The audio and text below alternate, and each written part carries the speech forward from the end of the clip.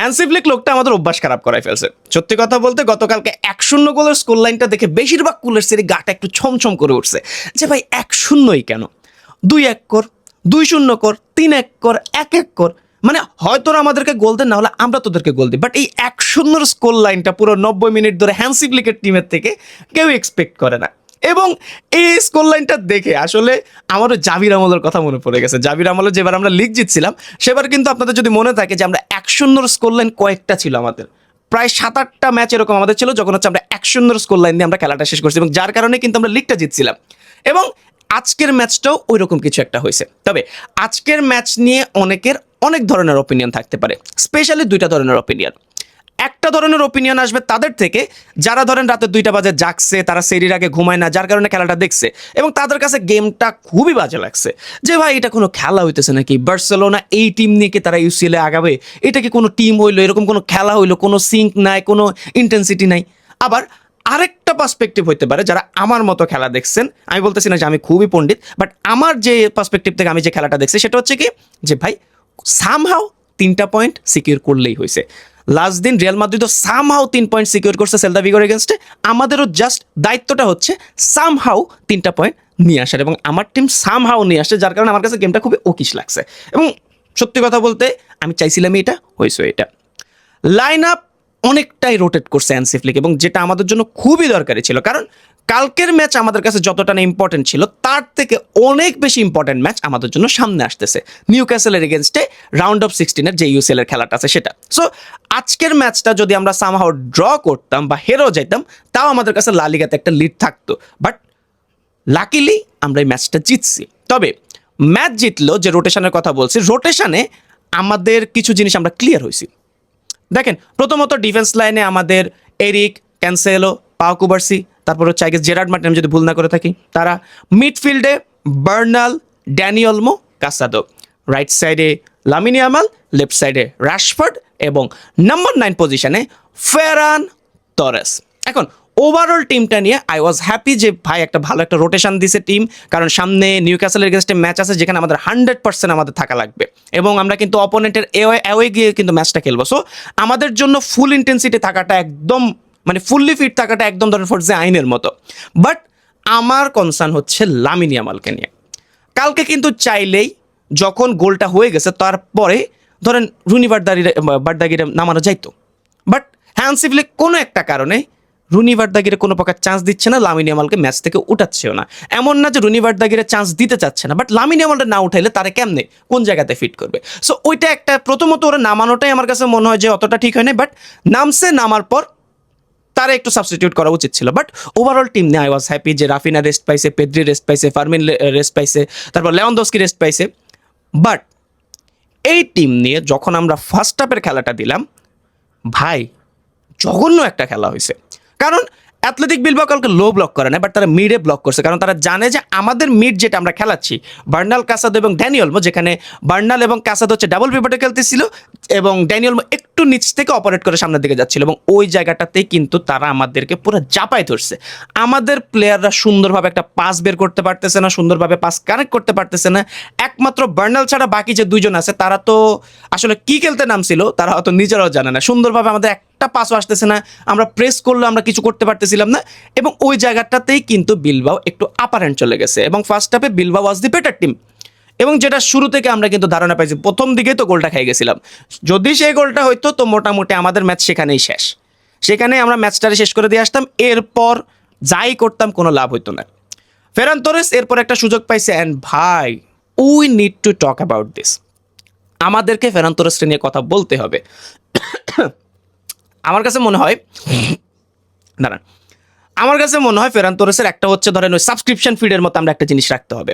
তারা আমরা হচ্ছে সাবস্ক্রিপশন, তারা সাবস্ক্রাইব করবো, 30 দিন সে ভালো খেলবে, এরপর সে আবার বাজে খেলা স্টার্ট করবে, এরকম কিছু একটা সে মডেলে আমাদেরকে নিয়ে কাজ করতেছে।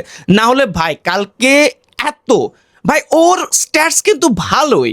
দেখেন, একটা ধরেন যে বার্সেলোনার খেলা দেখে না, সে এসে যখন দেখবে ফেরান তোরেসের এই সিজনের স্ট্যাট, সে কিন্তু বলবে যে ভাই এ তো ভালো খেলতেছে। আমি বারবারই বলি যে অন্য একটা মানুষ এসে যখন ফেরান তোরেসের স্ট্যাটগুলো দেখবে সে বলবে যে ভাই ফেরান তোরেস তো ভালো খেলতেছে, তোমরা তো ক্রিটিসাইজ করো কেন।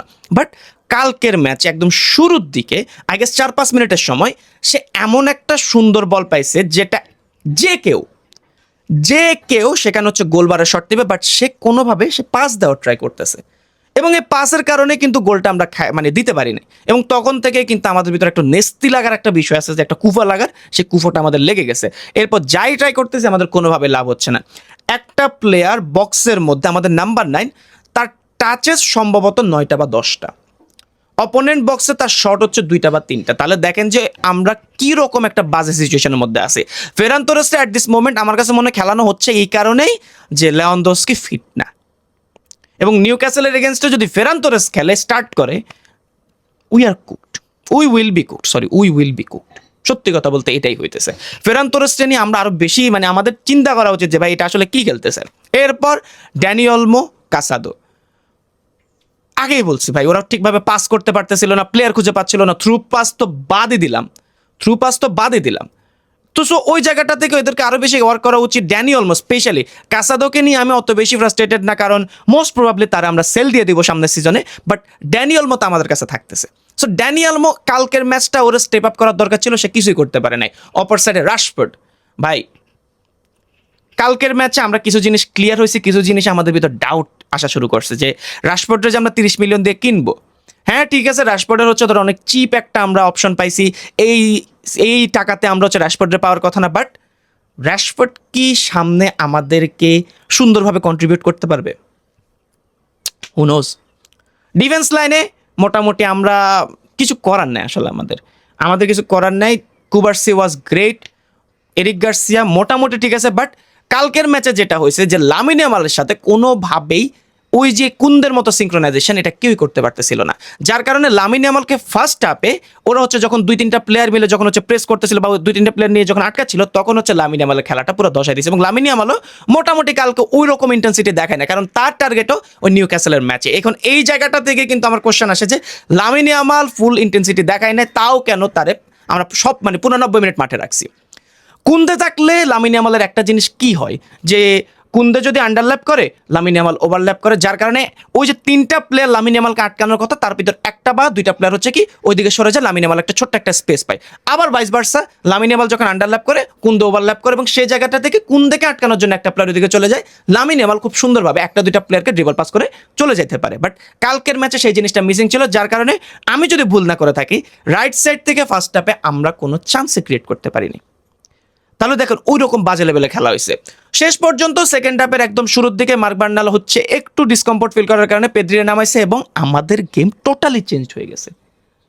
পেদ্রি নামার পর থেকে আমাদের গেম টোটালি চেঞ্জ, এবং এইটাই হচ্ছে সেই মিসিং পাজলের কথা আমি একদম শুরুর দিকে বলছিলাম, যে বার্সার মিডফিল্ডে একটা মিসিং পাজল আছে, যেটা পূরণ না হলে যত ভালো প্লেয়ারই আনেন কোনো আসলে লাভই হয় না আলটিমেটলি।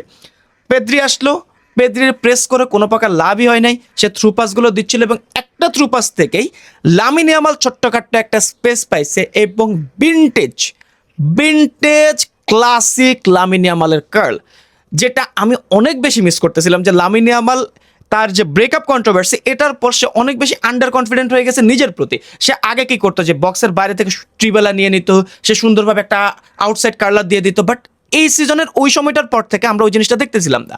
বাট কালকে যে একমাত্র গোলটা আসছে পিওর লামিন ইয়ামাল একটা রানের উপর আছে, আল্লাহ এই রানটা যেন আমাদের সবসময় চলে, যে এই রানটা দিয়ে আমরা যেন ইউসিএল আগে যেতে পারি। জিতবো নাকি জিতবো না সেটা আমি এখনো বলতেছি না, সেটা আমি বলবো না, বাট লামিন ইয়ামালের যে ধরনের গোলের একটা ট্রেন চলতেছে এটা যেন চলে ভাই।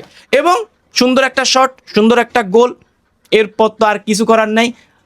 বার্সেলোনা একটু ট্যাকটিক্যালি চেঞ্জ আনছে, যেটা আপনারা লক্ষ্য করছেন কিনা আমি জানি না। 1 গোল হওয়ার পর থেকে আমরা কিন্তু হাইলাইনের থেকে মিড ব্লক করতেছিলাম বেশি, কারণ তখন আমাদের কাছে পেদ্রি চলে আসছে, এবং যার কারণে কিন্তু আমাদের কাছে ওই ফ্রিডমটা চলে আসছে, আমাদের সুন্দরভাবে গেম কন্ট্রোলের একটা বিষয় আছে। অপোনেন্ট বা ধরেন রাইভাল প্লেয়াররা হচ্ছে কি ওই পেদ্রিরা হচ্ছে ট্রল করে কি জন্য, যে গেম কন্ট্রোল করে ইয়া নাই, অ্যাসিস্ট নেই, গোল নেই, কিচ্ছু নেই, বাট তার প্রেজেন্স যে মাঠে আছে সেটা কিন্তু আপনি মাঠে দেখবেন। কালকের ম্যাচটা ছিল ওইরকম একটা ম্যাচ, মানে পেদ্রি আসার আগে এক ধরনের বার্সেলোনা, পেদ্রি আসার পরে এক ধরনের বার্সেলোনা, টোটালি 2 বার্সেলোনা কালকে আমরা খেলাটা দেখছি। এরপর মোটামুটি বিলবাও ট্রাই করছে, আমরাও ট্রাই করছি, বাট কোনো লাভ কিছুই হয় নাই। রাফিনাও নেমে আসছে, তারপর হচ্ছে লেভানডস্কি নেমে আসছে, সব আমরা নামাই দিছি। এবং আমি এই মুহূর্তে একটু কনফিডেন্ট যে না ভাই আমরা হয়তো এই প্লেয়ারদের নিয়ে নামলে নিউক্যাসলের এগেনস্টে কিছু একটা করতে পারবো, এবং অ্যাথলেটিকো মাদ্রিদের এগেনস্টে আমরা যে খেলাটা দিছি সেম ধরনের খেলা যদি রেপ্লিকেট করতে পারি, এনিথিং ক্যান হ্যাপেন। এবং নিউক্যাসল কিন্তু কালকে ম্যান সিটির এগেনস্টে ম্যাচ হারছে, সো ওরা কিন্তু মোরালের দিক দিয়ে একটু হইলে আমাদের থেকে নিচে আছে, কারণ আমরা 3 পয়েন্ট পাইছি, তারা 3 পয়েন্ট পায় নাই। সো ওভারঅল এটা ছিল আজকের ম্যাচের আমার ছোট্টখাট্ট একটা রিভিউ, আমার স্বল্প জ্ঞানে যতটুকু ধরছে। আপনার মতে ও ভাই, জোয়ান গার্সিয়ার নিয়ে আমি একটা কথাও বলি নাই, 10 মিনিট বানাই ফেলছি আমি, 10 মিনিটে একটা বার জোয়ান গার্সিয়া নিয়ে কথা বলি নাই লিটারালি ভাই। আমারও যেখানে দেখবেন বুঝছেন, আমার পাশার ভিতর 2টা বারে দিবেন যে জোয়ান গার্সিয়া নিয়ে কেমনে আমি কথা বলি নাই। ভাই what a player he is ভাই, লিটারালি জোয়ান গার্সিয়া একটা কি, এরা আমরা কেমনে পাইছি? বার্সেলোনা প্লেয়াররা মনে হয় যে জীবনে কোনো একটা ভালো কাজ করছে, যার কারণে জোয়ান গার্সিয়ার মতো প্লেয়াররা আমাদের টিমে আমরা পাইছি ভাই। লিটারালি কালকে সিঙ্গেল হ্যান্ডেডলি সে কালকে বিলবাওরে হারাইছে। লামিন ইয়ামালের গোল ঠিক আছে, অনেকে বার্নাল ভালো খেলছে, পেড্রি ভালো খেলছে, বাট জোয়ান গার্সিয়া ওয়াজ দি ম্যান, যার কারণে এই 3টা পয়েন্ট আমরা সিকিউর করছি ভাই। ও যদি কালকে না থাকতো জীবনও সম্ভব না। আমাদের উচিত তার একটা মূর্তি আমরা ইয়ার সামনে বানানো, ক্যাম্প নুয়ের সামনে বানানো ভাই। অলরেডি কাল্ট হিরো, মানে এক সিজনও হয় নাই আসছে যে এর ভিতরে আমাদের টিমের কাল্ট হিরো হয়ে গেছে ভাই। ভাই এই জিনিসটা টার স্টেগেন আমাদেরকে ফিল করতে দেয় না যে একটা ভালো গোলকিপার টিমের ভিতর থাকলে কেমন লাগে। আমি পাগল ভাই, আমি পাগল যে আমি এতক্ষণ ধরে জোয়ান গার্সিয়া নিয়ে কথা বলি না। লাস্টের দিকে এসে আমার মনে পড়ছে যে জোয়ান গার্সিয়া নিয়ে আমি কোনো কথাই বলি নাই। সো আমার কাছে গতকালকের ম্যাচের বেস্ট প্লেয়ার জোয়ান গার্সিয়া লাগছে, আপনার কাছে কারা লাগছে কমেন্ট করে জানান। এবং পরবর্তী ভিডিও পর্যন্ত সবাই ভালো থাকবেন, সুস্থ থাকবেন, সবাইকে আসসালামু আলাইকুম।